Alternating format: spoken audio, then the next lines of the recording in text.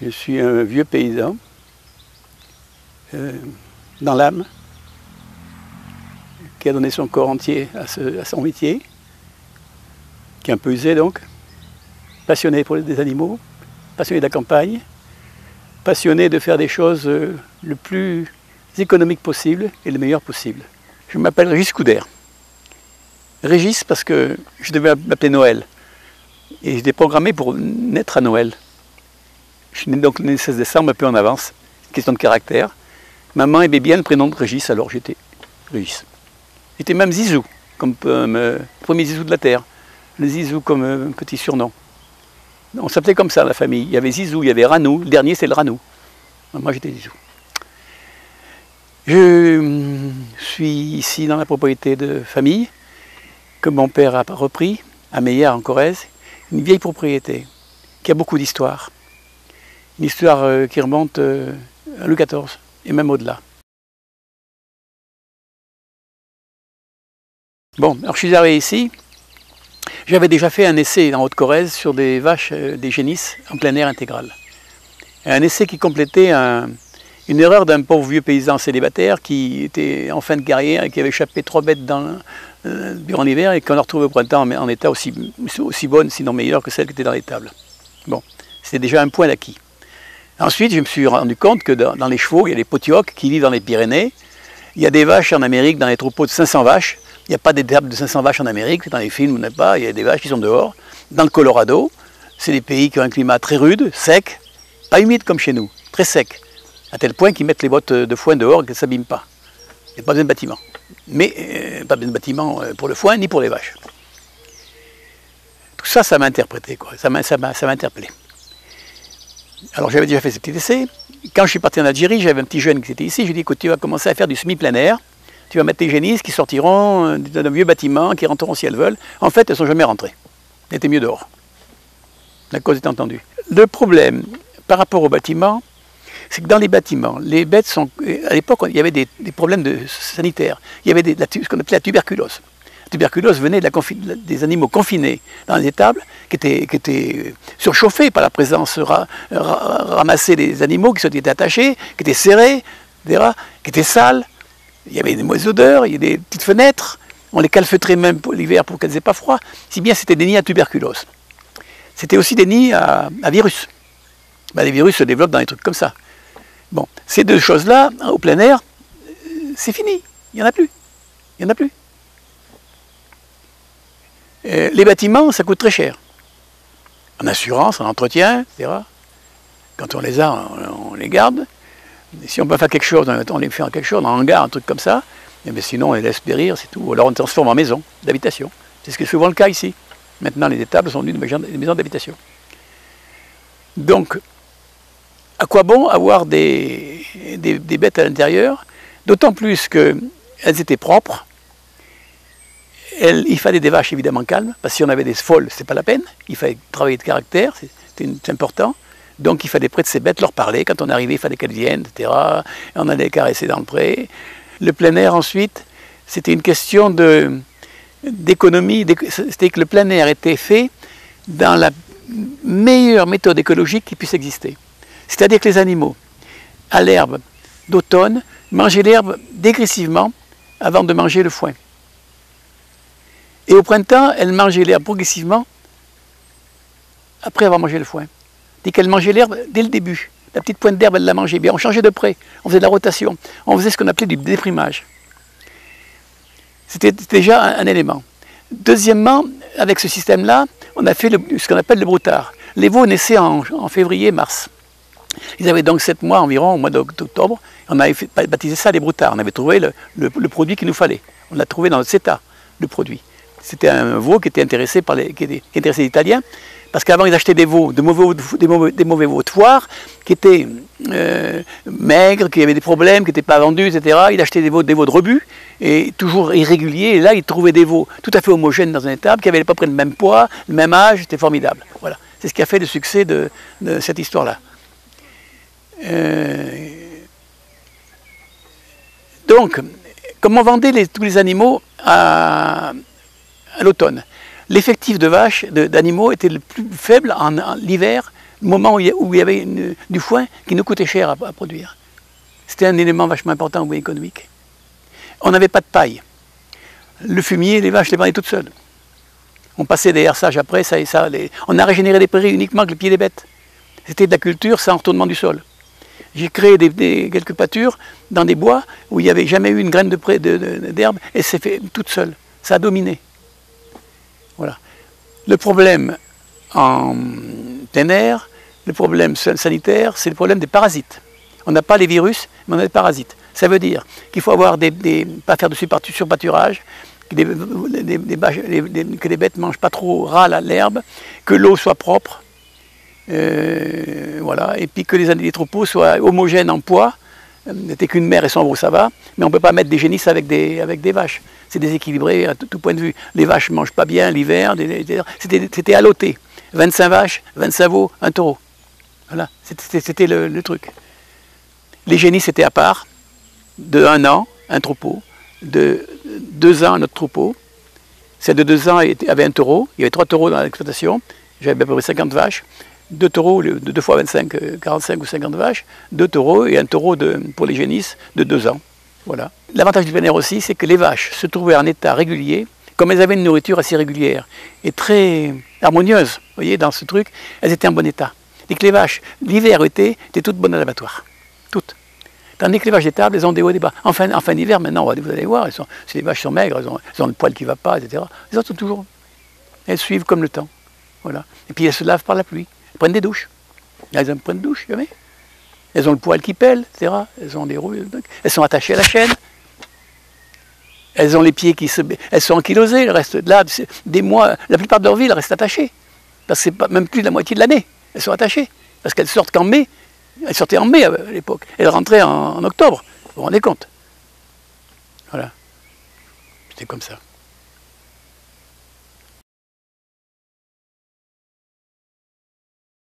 Les politiques sont responsables. Parce que les politiques, pour avoir des voix, ils donnent l'argent des autres. Le marché commun, la France était le premier pays producteur d'Europe. Maintenant, est un des premiers du monde, le 3e. Et maintenant, il est le 7e, si ce n'est pas le 8e. Au début de la mécanisation, les Allemands ont fait des tracteurs.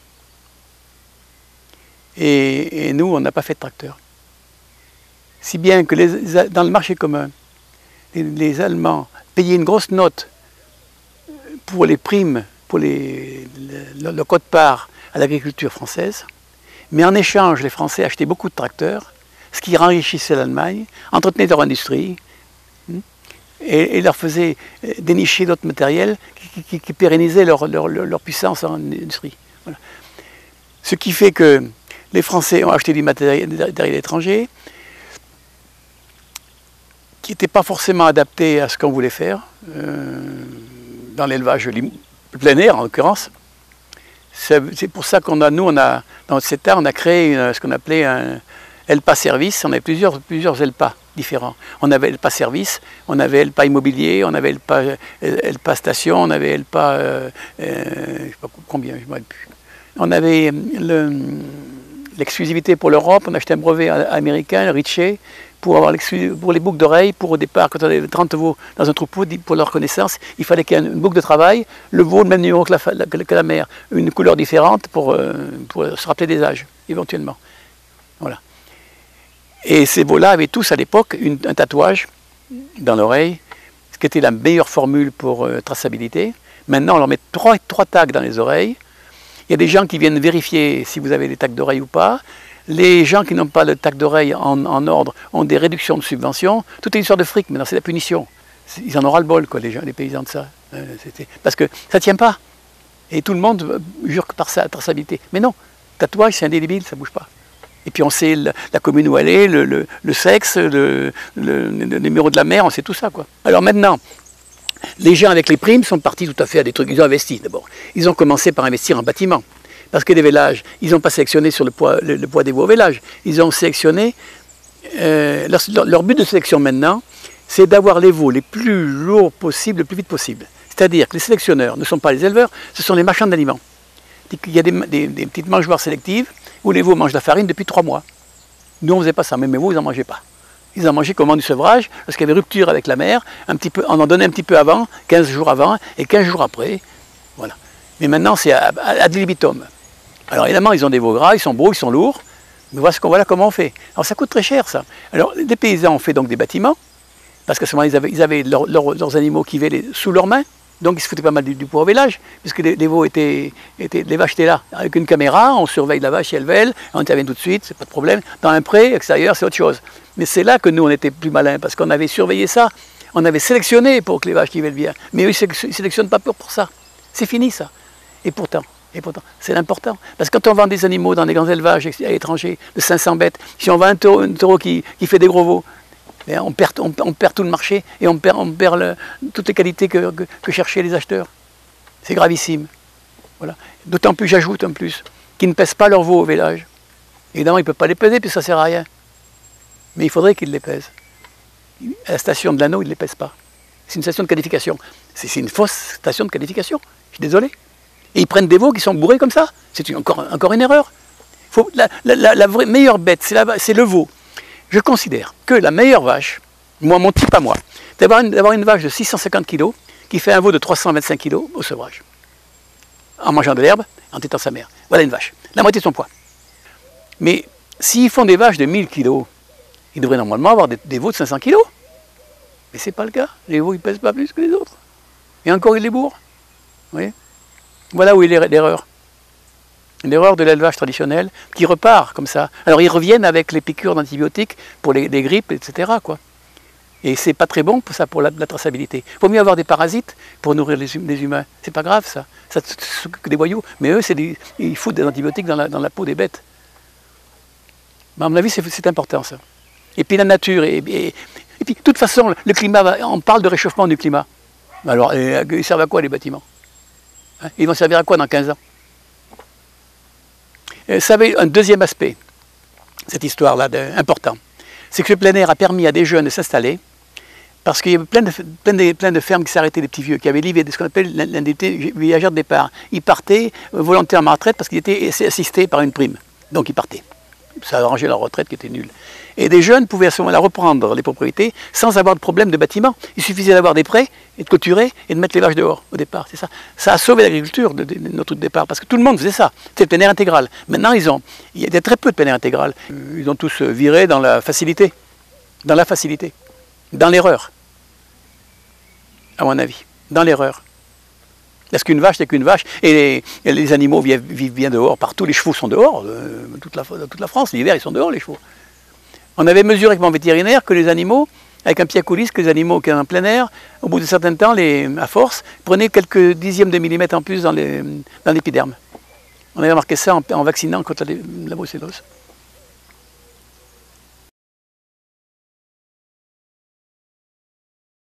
Il faut faire une table ronde avec tous les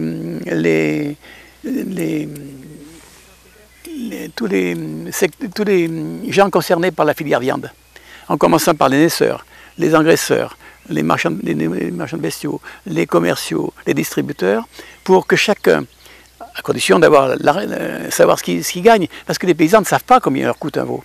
Encore, c'est là où ils sont. Ils attendent nos subventions. Nous, on savait combien nous coûtait un kilo de veau, combien coûtait une heure de travail. On l'avait fait ça. C'est un travail considérable. On avait fait des temps de travaux. On savait que un kilo de foie nous coûtait tant à produire. Ils n'ont plus fait ça. Ils ont eu des subventions. C'est pas besoin. Quand ça ne va pas, ils demanderont un peu plus. Ça y est. Ils ne sont pas majeurs. Ils sont élevés comme des enfants gâtés. Pour moi, c'est ça. Alors, il faudrait faire quelque chose qui soit un truc pérenne, et que toutes les fois qu'il y a un problème, on réunit sa commission, on dit voilà, il y a une profession qui se plaint, on vérifie, vous avez ci, vous avez ça, vous gagnez votre vie ou pas, et celle qui ne gagne pas sa vie, ça vient à ce moment-là du gouvernement qui a trop de taxes, etc., c'est au gouvernement à payer. Là, d'accord. Mais il faut qu'il y ait une preuve de ça, la vérité. Pas peine de faire du cinéma. Parce qu'à force de se plaindre, de toute façon, maintenant, on ne les croira plus parce qu'il n'y a plus d'argent. Alors, ils casseront.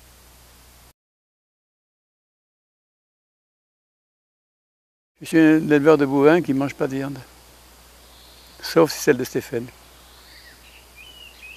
Pour les moutons, j'en sais rien. Pour les cochons, ça doit être terrible. Parce que ce qui m'effraie, c'est de voir des des jambonneaux de dinde, des plaques de jambon de dinde qui ressemblent à des plaques de jambon de cochon. Et de poulet aussi, de dinde. On fait tout ce qu'on veut. Je me méfie beaucoup de la science de ces fabricants de nourriture moderne. Beaucoup. Et je me méfie de la viande qu'on mange maintenant. Les grands cuisiniers de notre époque, qui sont des avant-gardistes, mais tout à fait particuliers, ont fait des avant-gardismes vraiment originaux, quoi. Vous savez peut-être, ils ont de la viande qui est congelée, qui est conservée, congelée, je ne sais pas, pendant un certain nombre d'années, 30 ans, j'ai entendu, même 40 ans, et ils servent du vin de même âge que la viande. La viande qu'ils vont acheter, elle vient uniquement d'élevage nourri par l'herbe. Ils ne veulent pas d'élevage l'ensilage. Voilà. Alors je pense que ces gens-là ne sont pas cons. Ils font des repas comme ça à des prix considérables, ils ont des clients, mais je pense qu'ils tiennent la vérité. Leur système, c'est original aussi, mais sur le fond, je pense qu'ils ont raison. Ils n'achètent de la viande que chez les gens qui sont herbagers.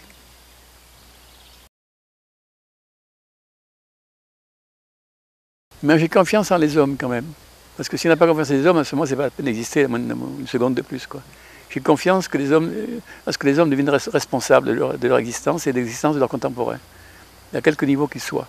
Aussi bien les gars qui font maintenant des barrages de trucs, ils sont peut-être inconscients du mal qu'ils vont faire avec leurs petits problèmes particuliers. Voilà. Le jour où le bon sens reviendra. Voilà. Moi, je trouve que le bon sens est mort. Tout part à volo. Voilà. Quand tout ça sera établi, quand on deviendra des adultes, des vrais adultes, des responsables, voilà.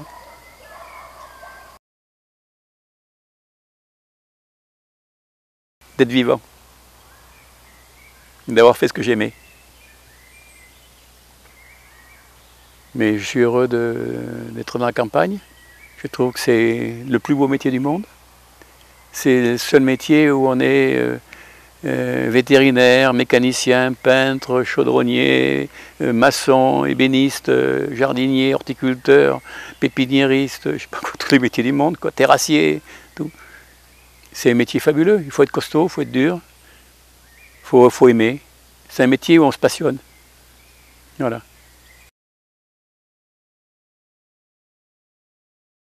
L'espérance.